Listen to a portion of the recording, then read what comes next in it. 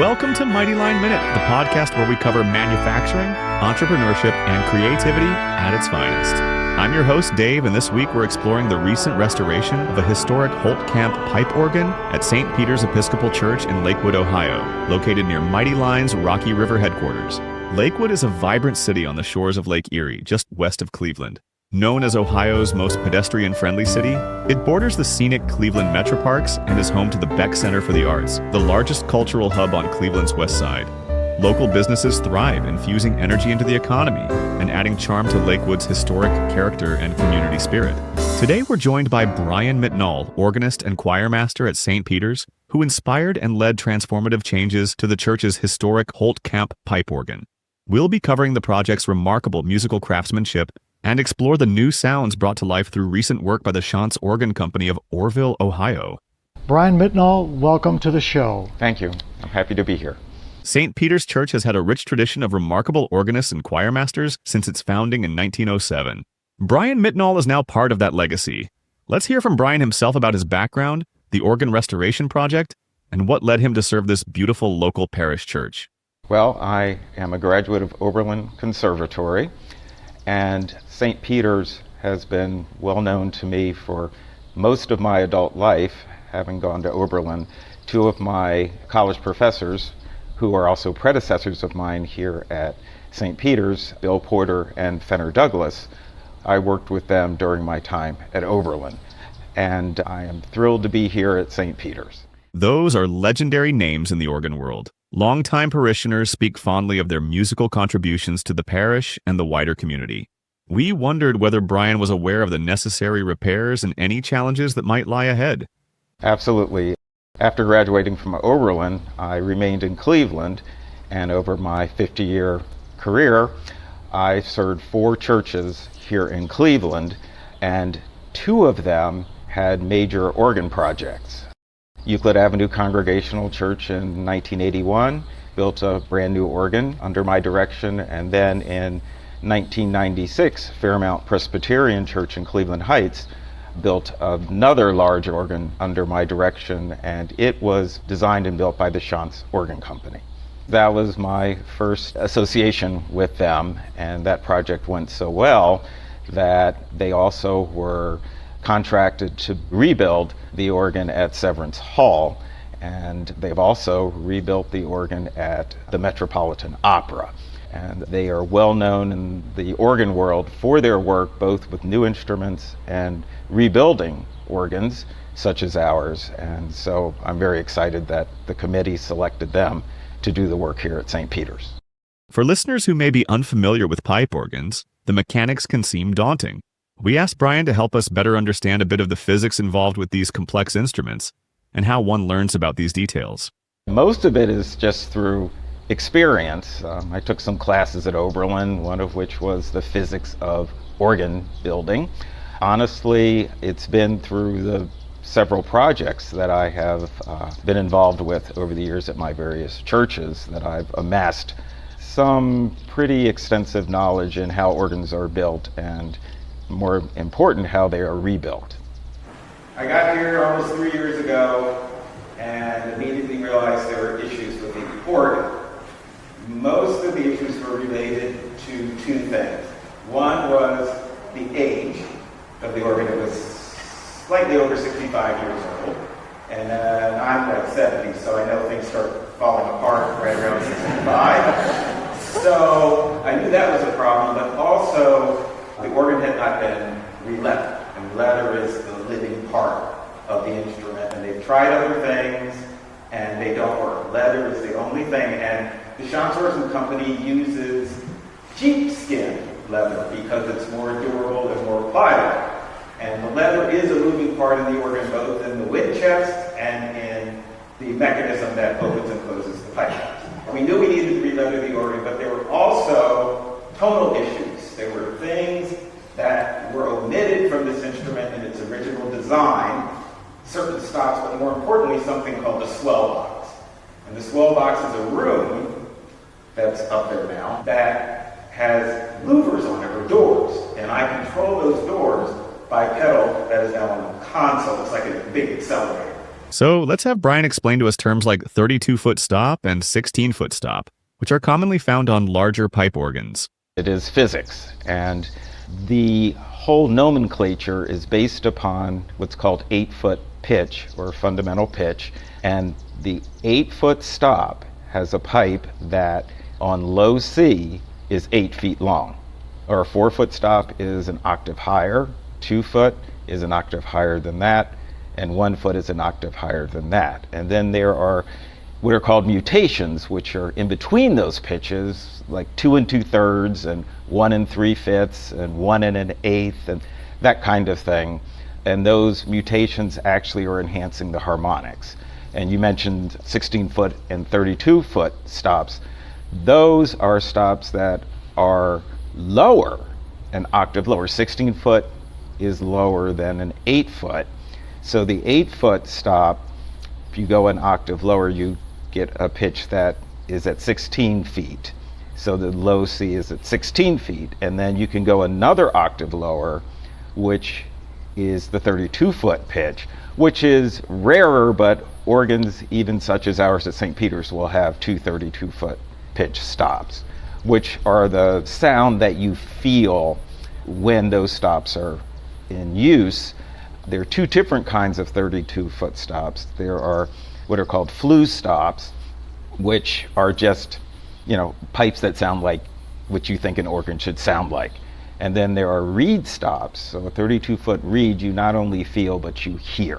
And Wow. the organ at St. Peter's will have both of those stops in the rebuild. So the other thing that this organ was deficient in was the lower register.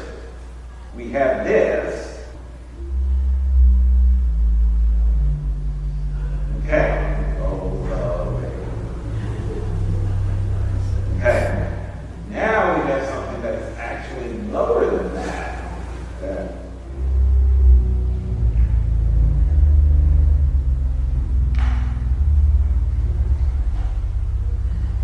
Which helps balance the fuller makeup of the organ as it now stands.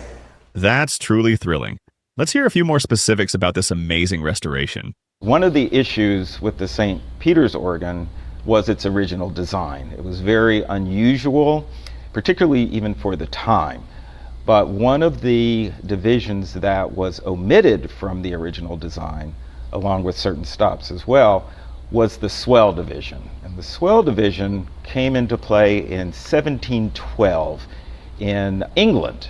It is a division where the organ builder creates a room. And in that room, there are pipes that make up a division, and 3 sides of the room are sealed, but one side has doors or louvers on it.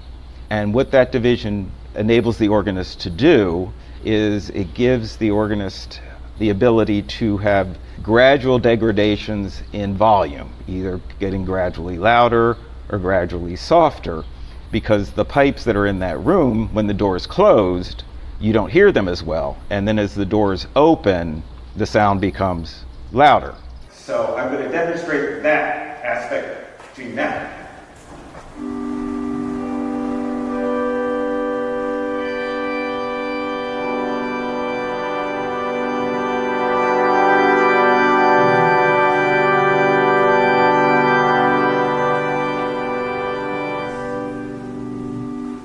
So with that mechanism, it's much easier for me to accompany the choir and to perform music that was written after actually 1712, when the first swell box was built in England.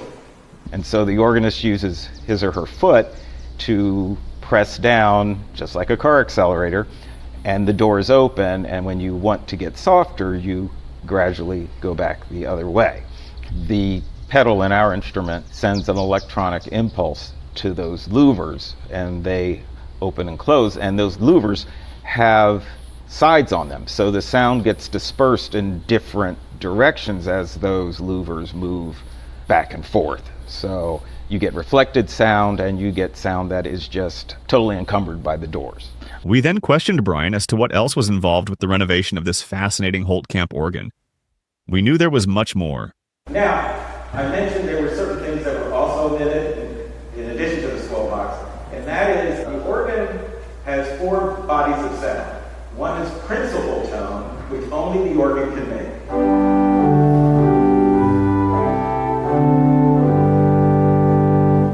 Then there's flute tone, which is imitative of the flute in the orchestra.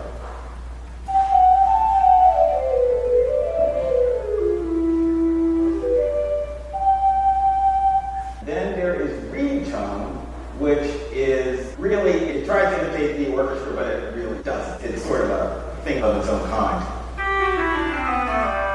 We have several on the organ now.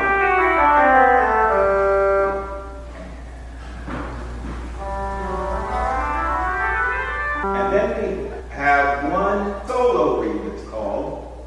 And on this organ it's called a tromba, which is basically Latin for trumpet. And it's the loud stop that I use.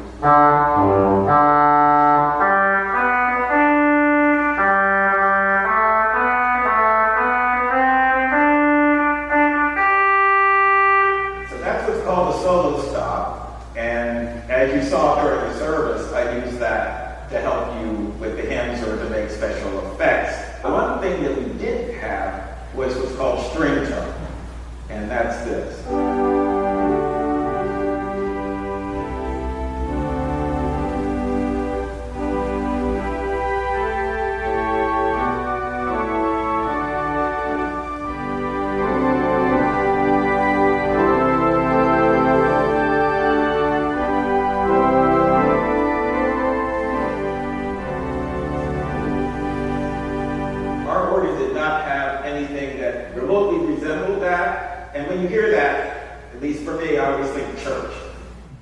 The original design of the St. Peter's organ, while cutting edge at the time, omitted important stops that are necessary in a lot of literature. And again, the string tone is one of the stop families that's on just about every organ. And the swell box also is part of every organ unless you are building a concert instrument. That is part of a historical period. And the keyboards were replaced, and this organ is the first organ they built that has something called optical keyboards. Everything's done by light, and so it reads a light and it transfers it into the mechanism that opens the pipe valve. So that means that there's not a lot that can go wrong mechanically with this console. So I will be gone to my reward for playing the Vino Toccata on a regular Sunday in heaven, and this organ will still be playing. So there's just one thing that I wanted to show you, and that is what this organ sounds like with almost everything on.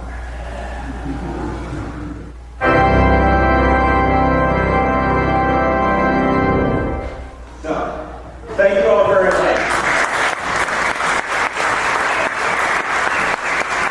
You're welcome to come up, and there's lemonade on the plaza.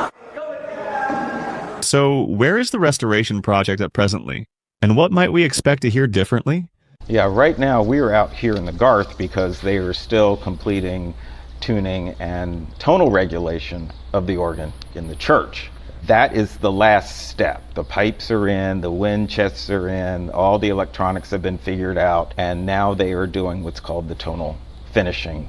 So they are working with the organ to make it work perfectly in our room. Some of the work, tonal work, is done at the shop. Shant's made all the new pipes, and then those pipes are put on, they're called voicing tables, I believe, and they make the pipe speak properly, but once the pipes are completed and shipped up here, they need to be regulated to fit the acoustic properties of our room. Our room isn't very live, so there needs to be, from what I understand, a little more fundamental to the tone to help it carry into the room. The biggest thing was the absence of the swell box that we talked about a little bit earlier.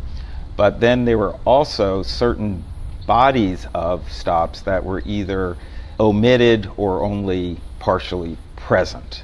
The biggest thing that we've added is what's called string tone. And that's a very soft, undulating sound that, this organ just didn't have because it was I believe, designed as an early French concert instrument as opposed to a liturgical instrument. I believe that organs that are put in churches, their first responsibility is to support the liturgy. And then things can be added to make them adequate for certain bodies of literature. Let's touch on the history of pipe organs in the Anglican Church. What sparked their prominence in liturgical worship? The Anglican Church is known for its musical wealth, and a lot of that is because the Anglican Church is also the Church of England. St. Peter's is an Episcopal Church, which is basically the Church of England in America.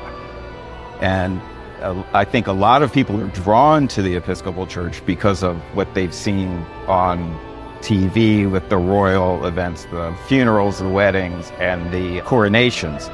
But the English choir has been around since like the 14th century, and the organ has always played an important role in supporting the choir. One of the things that I found odd when I came to audition here was that the St. Peter's organ really could not do that because it was designed to support things like Anglican chant or the major choral works that came out of Elizabethan England and coming forward to this day. So I'm really excited that our organ will now have what's called a full swell. And we talked about the swell division before, but that is the workhorse in choral accompaniment, particularly for Anglican chant, where the organ provides support, but it also provides tonal colors and weight to the sound, or descants and things like that. But the organ is there to support the choir, not overwhelm it. So that's why the swell division is so important to the instrument. And remember, I said earlier that the swell division came into play in 1712, where England. And so I can only surmise that that division or that design came into play to help provide more nuance to the sound of the organ as it was being used to accompany the choir.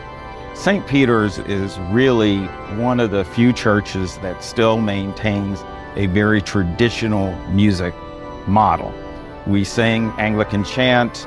All of our music comes from the body of literature that is designed to support the liturgy as it is in progress. So you come to St. Peter's not just for the liturgy, but for the marriage of the liturgy and the music. And this new organ is really going to enhance that experience in ways that even the St. Peter's congregation has never had the opportunity to experience in the past. Bryan, that was a wonderful explanation to our question about pipe organs and their use in liturgical services, which can vary by religion. You've also provided our viewers and listeners a great deal of technical information in a manner that can be understood. Any final words? I grew up in Princeton under the shadow of the Westminster Choir College, which was based in Princeton, New Jersey for many years. And that association had a huge influence on my musical background and my musical tastes, particularly in church music. Also, the church I grew up in, Nassau Presbyterian Church, had a Holtkamp organ that was installed in 1959, and it was their Opus 1721. That was the first organ I ever heard, and I fell in love with that Holtkamp sound. And in 1959, St. Peter's installed a Holtkamp organ, and it was Holtkamp Opus 1722. So my first organ, and this will definitely be my last organ, are related to one another in a way that is unbelievably unusual. I think the most important thing is to encourage people to come and hear this wonderful instrument. I've heard bits and pieces of it, and it's truly magnificent, and I really believe it will enhance the worship here at St. Peter's in a wonderful way. Thank you for having me. If you're in the area, we encourage you to visit St. Peter's or a similar venue to experience the grandeur of a historic pipe organ, especially when accompanied by the soaring beauty of choral music. Thanks to the passion of artisans, musicians, listeners, worshipers, and supporters, incredible sounds will continue to resonate and inspire for many years to come. And a heartfelt thank you to Bryan Mitnaul. the leadership of St. Peter's Episcopal Church, the organ committee, and the talented choir for this journey together. This has been Dave Tabor from Mighty Line Minute. Stay safe, keep the music alive, and hold it close to your heart. We'll see you on the next edition.